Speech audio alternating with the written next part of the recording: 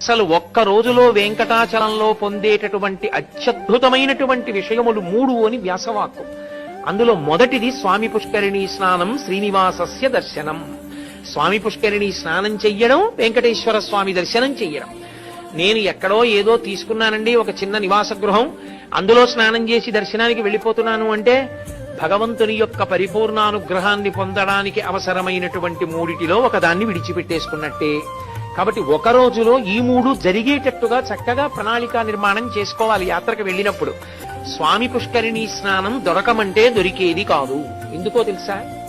కొన్ని లక్షల మంది పర్వతం మీదకి వెళ్ళొచ్చు, కొన్ని పదుల మందే పుష్కరిణిలో స్నానం చేస్తుంటారు.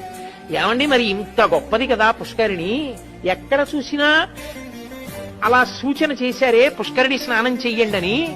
ఆఖరికి ప్రసాదం కవర్ వెనకాతల కూడా ముద్రణ చేశారే, మరి ఎందుకండి స్వామి పుష్కరిణిలో అంతమంది స్నానం చేయరు, అన్ని లక్షల మంది ఎందుకు వెళ్ళరు స్నానానికంటే ఒక్కటే కారణం, అంత గొప్ప ఫలితాన్ని వీడికి కట్టబెట్టేయచ్చా అన్నది చూస్తాడు పరమేశ్వరుడు.